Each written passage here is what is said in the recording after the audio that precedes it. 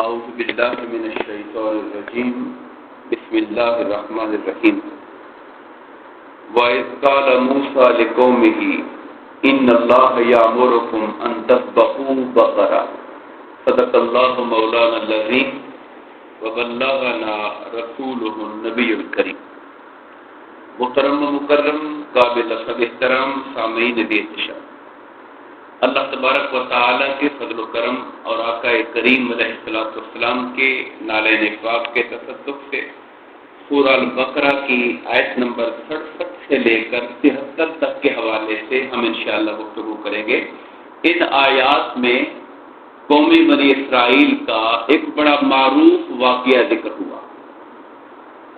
واقعہ یہ ہوا کہ ایک شخص کو اس کے بھتیجے نے مال کے لالچ میں قتل کر دیا، یعنی کہ یہ مر جائے گا تو پھر میں اس کا وارث ہوں۔ اس کی اولاد نہیں تھی، بھتیجا تھا، تو بھتیجے کے ذہن میں یہ تھا کہ اگر یہ دنیا سے چلا گیا تو پیچھے ساری مال کا جائیداد کا وارث میں بن جاؤں گا۔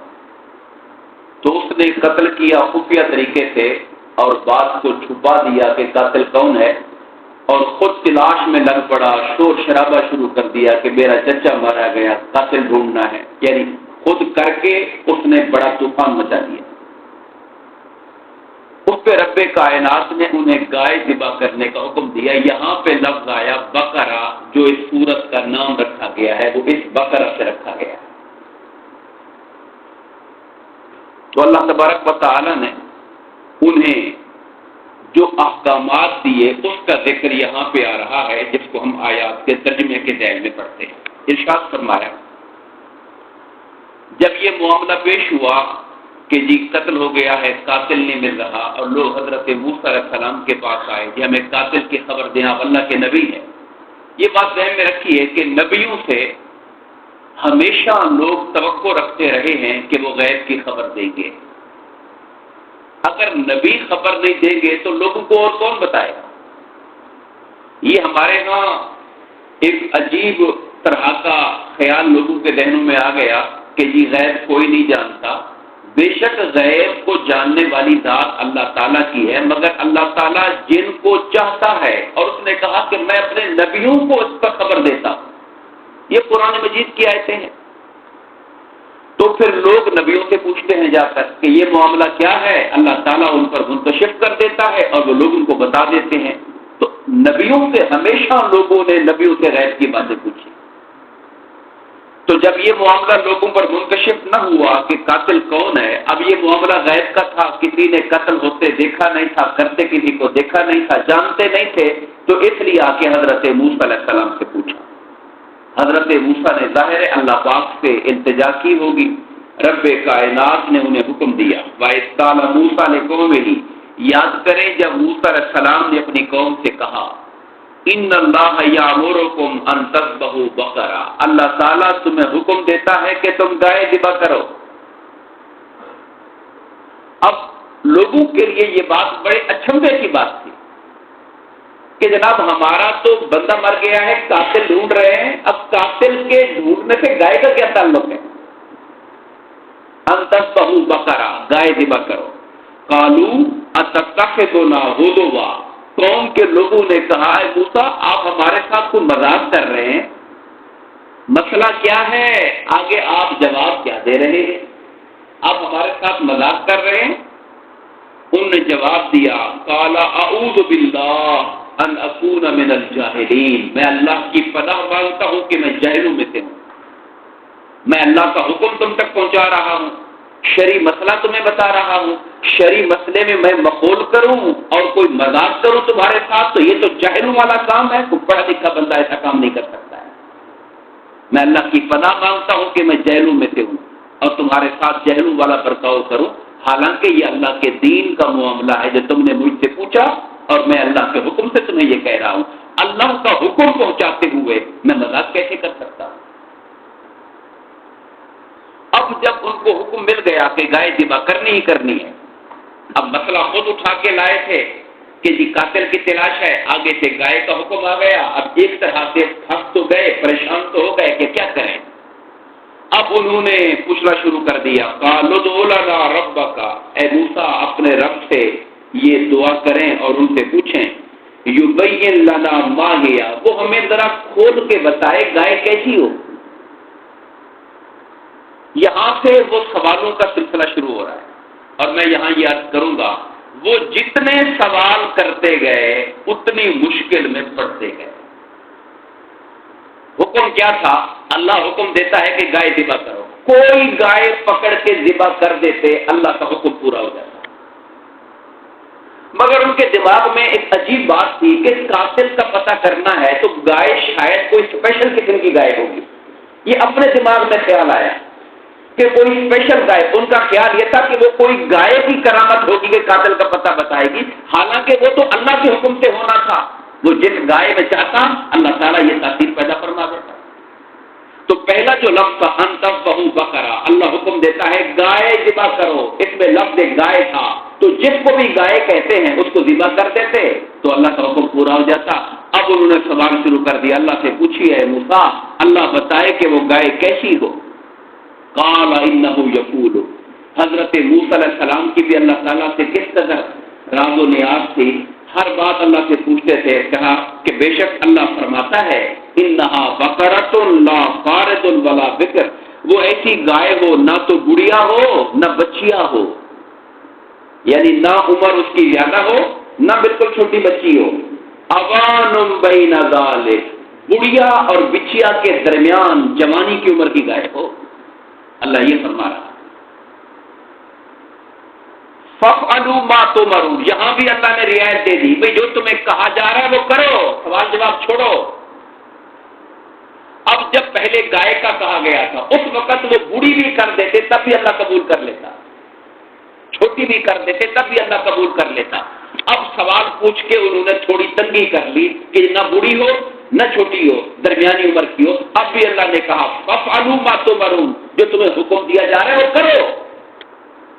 قالوا ادع لنا ربک یبین لنا ما لونھا، انہوں نے کہا موسیٰ اپنے رب سے پوچھ کے بتائیں اس کا رنگ کیسا ہو، ما لونھا، اس کا رنگ کیسا ہو۔ قال انہ یقول، موسیٰ علیہ السلام نے کہا اللہ فرماتا ہے انہا بقرۃ صفراء، وہ زرد رنگ کی گائے ہو، صفراوی رنگ کی، بقرۃ صفراء، یہ صفراء ہم کہتے ہیں نا یرکان کو، صفراء زرد رنگ کی گائے ہو، فاقع لونھا، اور زرد بھی وہ ہو جو گہرا زرد ہو، تسر الناظرین، دیکھنے والوں کو اچھا لگتا ہو، نظر پڑے تو آنکھیں خوش ہو جائیں جس کو دیکھ کر، وہ والی گائے کرو۔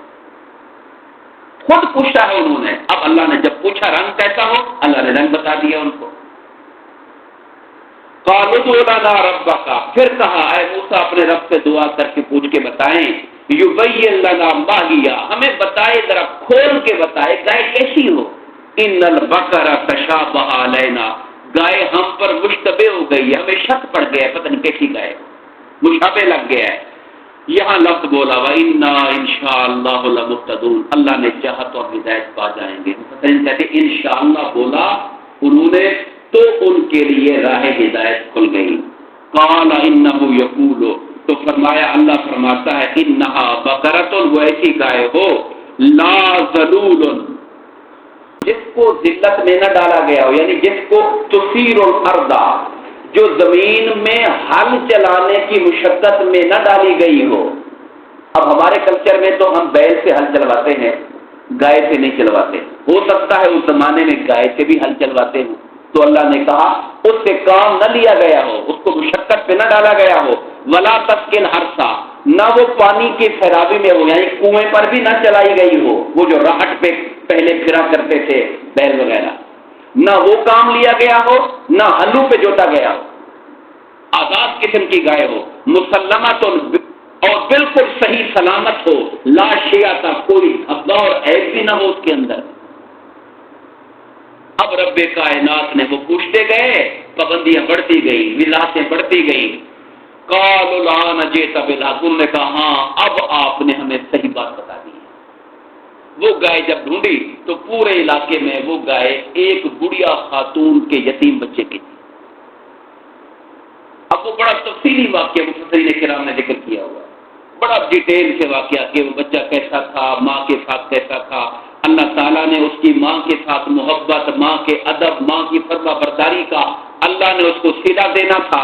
یہ سوال کرتے گئے، نشانیاں بنتی بنتی وہی بن گئیں جو اسی بچے کی گائے کی تھی.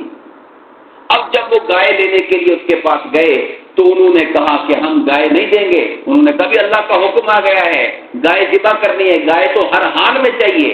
کہا اگر چاہیے تو پھر میری گائے کو سونے میں تول کے دو، اتنا وزن اس کا، ادھر سونا رکھ لو ادھر گائے رکھ لو، پھر میں دوں گی ورنہ میں نہیں دوں گی. اب ظاہر ہے ادھر اللہ کے نبی بھی موجود تھے، اللہ کا حکم آ رہا تھا، کوئی زیادتی دو نمبری کر کے تو گائے لے نہیں سکتے تھے. وہ اس کی پوری قوم کو سونا اکٹھا کر کے ان کو اس گائے کو لینا پڑا اور اس کو ذبح کیا. جب گائے کو ذبح کیا تو اللہ نے کہا اس کے گوشت کا ایک ٹکڑا لو اور مقتول کے جسم سے ٹچ کرو. نہ کوئی زبان ہے. اب لوگوں نے کہا مفسرین نے زبان تھا، دل تھا، کیا تھا، مگر قرآن نے ایسی باتیں نہیں کی. قرآن نے کہا گائے کا ایک حصہ لو اور اس کو مقتول کے جسم کے ساتھ مارو. جب اس کو مارا گیا، اس کے گوشت کو، اس گائے کے گوشت کو مردے کے ساتھ ٹچ کیا گیا، مردہ اٹھ کے بیٹھ گیا اور کہا مجھے فلاں بندے نے قتل کیا، میرے بھتیجے نے مجھے قتل کیا. یہ کہا اور پھر دوبارہ مر گیا. بس اللہ نے یہ ان کو دکھانا تھا کہ وہ مردے کو بھی زندہ کر سکتا ہے. اللہ نے یہ ان کو دکھانا تھا کہ گائے کے گوشت کا، ایک ذبح کی ہوئی گائے کے گوشت میں کیا تاثیر ہے کہ وہ کسی مردے کو زندہ کرے. یہ تو اللہ کا حکم ہے جو زندہ کروا رہا ہے. تو اس طریقے سے قرآن کہتا ہے فَذَبَحُوهَا وَمَا كَادُوا يَفْعَلُونَ، انہوں نے ذبح کر دیا مگر وہ کرنے والے تھے نہیں. لیکن اللہ تعالیٰ نے ان کو یہ ہدایت دے دی، ان کے انشاءاللہ اللہ پہ چھوڑا، اللہ نے چاہا تو اللہ نے ان کو ہدایت دے دی.